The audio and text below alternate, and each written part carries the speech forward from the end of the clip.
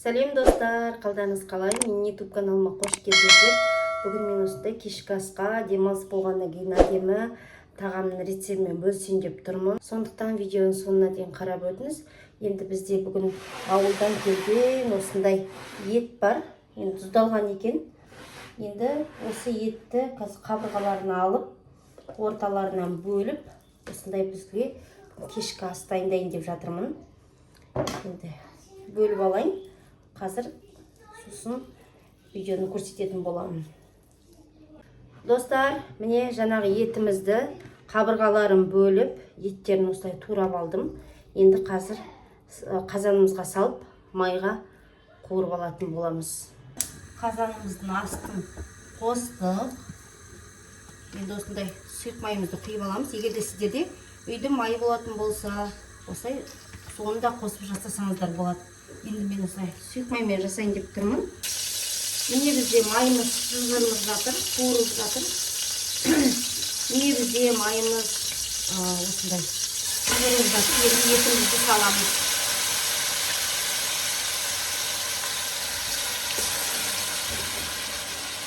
Жас малдың еті тез піседі. Газымыздың асты қатты тұр. Енді қазір кішкене қайнай бастағаннан кейін ақырын астын басатын боламыз. Міне осылай салып алдым. Бүгін жексенбі ғой деп, осылай отбасыма арнап әдемі тамақ пісірейін дедім. Міне осылай бір-екі рет былғап жібереміз. Енді жас малдың еті болмаса да, сүрленген еттен болса да дайындай берсеңіздер болады. Міне, қараңыздар. Өзінің де қазір суы шығады. Әдемілеп тұрып жуып салдық. Етіміз қуырылып жатыр. Енді біз жуамызды осылай турап аламыз.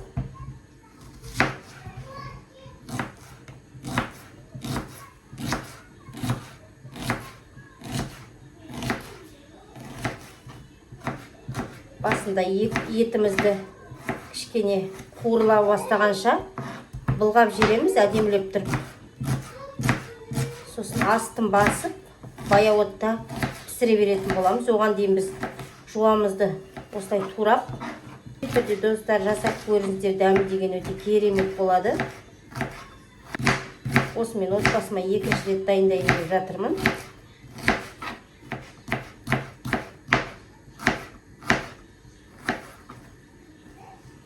Жуамыздың барлығын осылай турап алдық. Енді қазір қуырылып жатқан етіміздің бетіне салатын боламыз. Міне жуамызды дайындап алдық. Енді осылай сәбізімізді турап аламыз.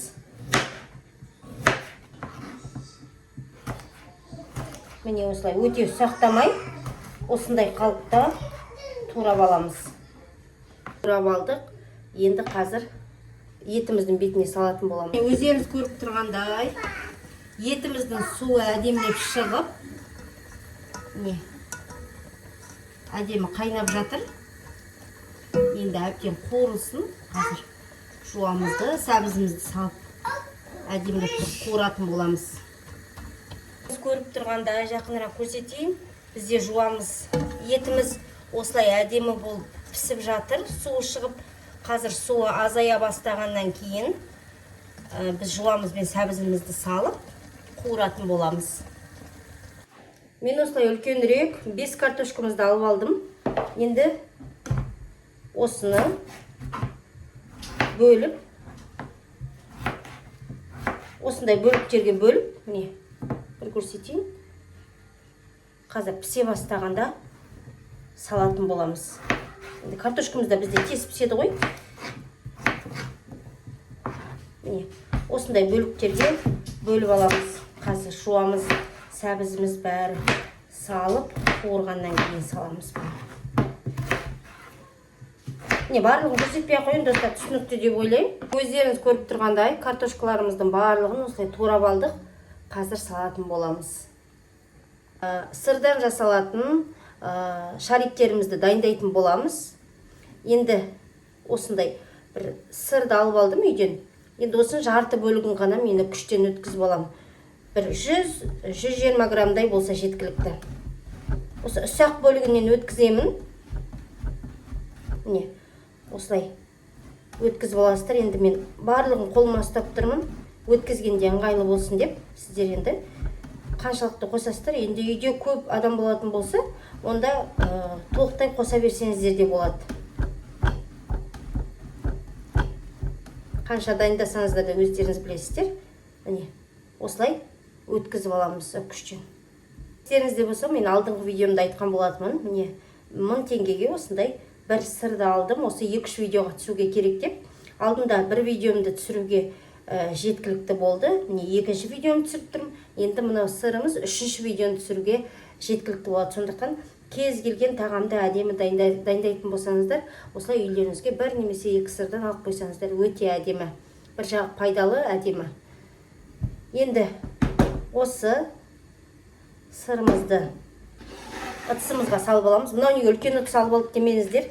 Мен әдейі ыңғайлы болсын деп осы ыдысты алдым.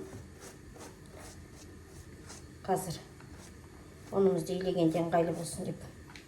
Міне, осылай салып алдым. Енді осы сырдың үстіне міне 2 жұмыртқамызды әдемілеп тұрып жуып алдым.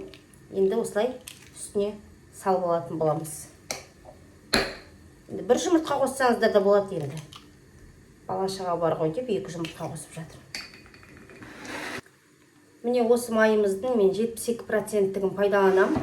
Барлық заказдарды осы 72%-тік маймен жасаймын. Пирогтарымның барлығын. Қазір енді заказ көп түсіп жатқан жоқ. Міне, қарап алсаңыздар, 1 килограммын алсаңыздар, осымен печенье де жасайсыздар. Кез келген тағамға да қосып жасасаңыздар болады. Картошканы осымен, осы маймен қуырсаңыздар да әдемі. Сондықтан сіздерге осындай кеңес деп айтам ба, ұсыныс деп айтам ба. Енді қазір осы майымыздан біз кішкене бөлігін алатын боламыз. 100 граммда жеткілікті. Осылай ұсақтап, сырымыз бен жұмыртқамыздың бетіне турап аламыз. Міне осылай. Осы май бізде жеткілікті, достар. Достар, міне өздеріңіз көріп тұрғандай, суы бізде азая бастады. Ешқандай су қосқан жоқпын. Өзінің суына әдемі пісіп жатыр. Енді осының үстіне мен бірінші жуамызды алып салып алатын боламыз. Жуамыз қуырыла бастағаннан кейін бар, сәбізімізді қосамыз, екеуін бірге қоспаймыз. Осылай қосып алдым. Бізде өздеріңіз көргендей видеода 2 жуая. Енді бізде мына жерде бір шағын ғана сәбізіміз. Енді осыны араластырып аламыз. Мәйсі деген еттің бұрқырап әдемі шығып жатыр. Сүрленген еттен жасасаңыздар да әдемі. Ол кезде енді түбі жабыспау үшін әдемі суға піссін десеңіздер, 100 граммдай су құйып үстіне солай пісіресіздер. Аналарымыз бізде енді керемет қой, тағам дайындауға, қыз-келіншектер дәмді тағамдар дайындайды. Мен де өзімнің осылай бір кешкісінің бір бөлігімен таныстырып кетіп жатырмын. Өздеріңіз көріп өткендей, енді жуамыз әдемілеп қуырылсын. Әдем болып қуырылам дегенше, біз осындай бір сәбізімізді алып, жарты бөлігін бола ма, тұтастай қосасыздар ма, енді өздеріңіз қарайсыздар. Осылай үкіштің ұсақ бөлігінен өткізіп алып жатырмын. Қазір сырымыз бен жұмыртқа майымыздың бетіне қосатын боламыз.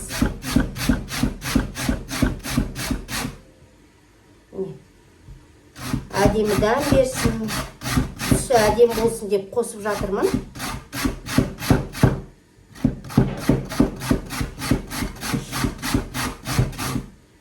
Міне достар, осы жеткілікті. Енді осы сәбізімізді де осылай салып аламыз.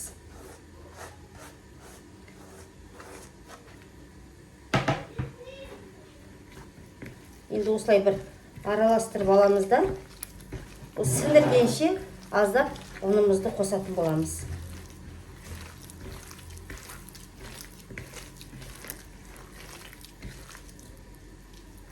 Міне достар, осылай болып тұр.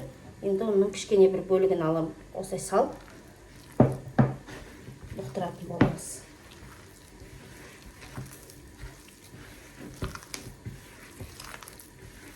Өте керемет шығады достар, жасап көріңіздер. Бір жасасаңыздар қайта-қайта жасай бергілеріңіз келеді. Оны көз мөлшерімен қосып өздеріңіз дайындайсыздар. Сіңіріп алғанша.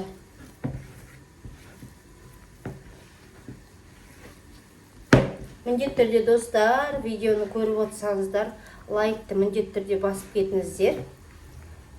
Каналымды қолдап, әдемі пікірлер жазып жатқан көрермендеріме алғысым шексіз. Әдемі видеоларды рецепттермен бөлісетін боламын. Күн ара салып жүрмін видеоларды, сондықтан каналға тіркеліп жасап көріңіздер. Қолжетімді, көбінесе үйдегі бар заттардан жасалатын тағамдарды дайындаймын.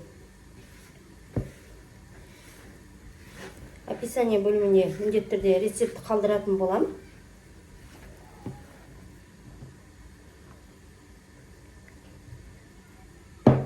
Міне осылай ұнды салып отырып дайындайсыздар. Ешқандай қиындық жоқ, тез дайындалады.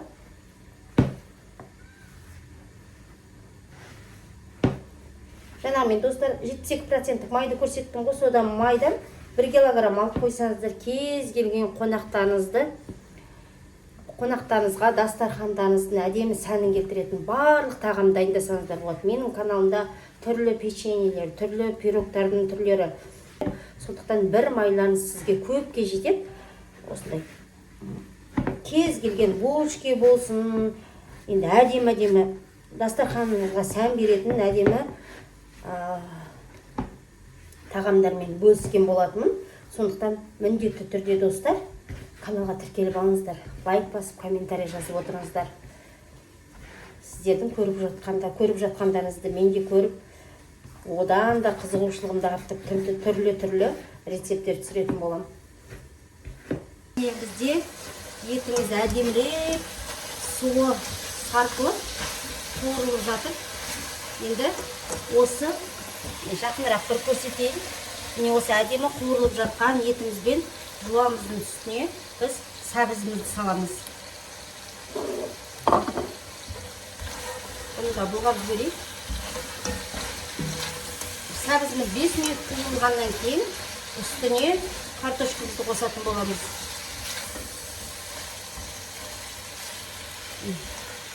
Бетін жауып қоя тұрамыз. Етіміз бізде тұздалған. Мамам да тұздаған екен. Үйге келгеннен кейін мен де аздап тұздап жердім. Бір қасықтай, шай қасықтай тұзымызды салып алдық. Енді аздап көз мөлшерімен осылай дәмі әдемі болсын деп қара бұрыштан салып жереміз. Паприка болса паприкадан да салсаңыздар болады, өздеріңіз қалауларыңыз бойынша. Енді аздап мен қостым. Енді осылай бір былғап, бетін жауып, астын кішкене басып қоямыз. Сырмен дайындалған қамырымыз дайын болды. Міне осылай алып, салафанымызға салып, 15-20 минутқа қоя тұрамыз.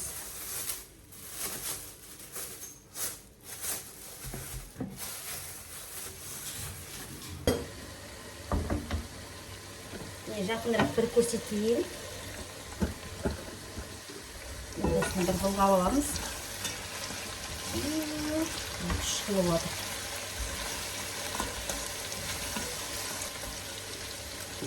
Осының бетіне картошкамызды саламыз.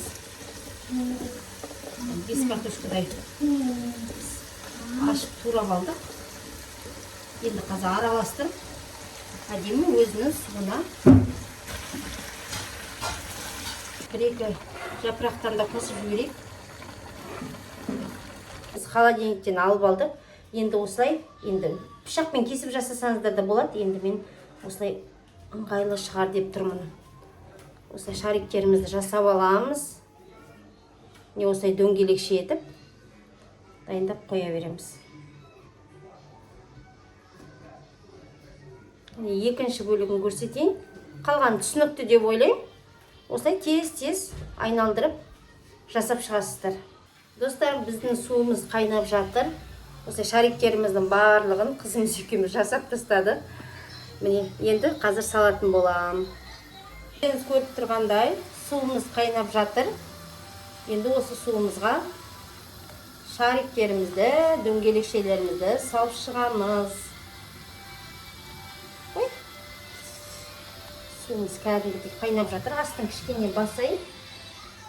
Қатты отта тұр. Сырмен жасалған шариктеріміз осылай әдемі қайнап пісіп жатыр. Бізде етіміз дайын болып қалды. Достар, міне өздеріңіз көріп тұрғандай, біздің шариктеріміз әдемі болып пісті. Жаңа біреуін жек көрмем, өте керемет екен, достар. Енді міндетті түрде жасап көріңіздер. Керемет шығады міне. Міне осылай салып аламыз. 15-20 минуттың ішінде пісіп шықты. Каналға тіркеліп алуды ұмытпаңыздар. Керемет рецепттермен бөлісіп отырамын. Бір аптада бірнеше жаңа рецепттер шығады. Сондықтан видеоларымды көрсеңіздер, лайк басып, қолдап кетіңіздер. Сіздерден қолдау күтем. Жасап жатқан жандар болатын болса, міндетті түрде жазып кетіңіздер. Міне осындай шариктеріміз бізде дайын болды. Енді өздеріңіз көріп тұрғандай, біз сырмен жасалған шариктерімізді түсіріп алдық. Енді міне етімізді әдемі болып пісіп тұр екен. Енді осының бетіне саламыз. Жұмсақ әдемі болып піскен. Қуырылып тұр. Екі жапырағын алып тастап ем. Міне достар, міндетті түрде жасап көріңіздер. Өте керемет шықты. Уақыттарыңызды алмай, сүрленген ет болсын, жас малдың еті болсын, жасай берсеңіздер болады. Тамағымыз дайын болды. Енді осылай салып алып, дәмін бірге көрейін. Сіздермен бірге қалай піскенін.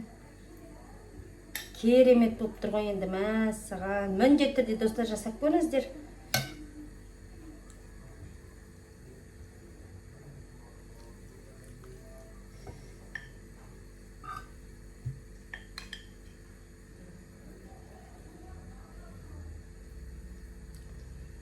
Осылай бір азғантай бөлген салып алдым. Енді дәмін бірге көрейік.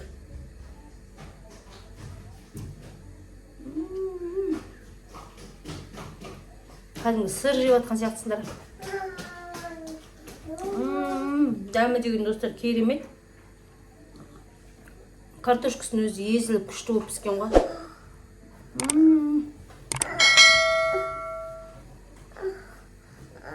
Кетін қараңыздар, жұмсақ әдемі болып піскен.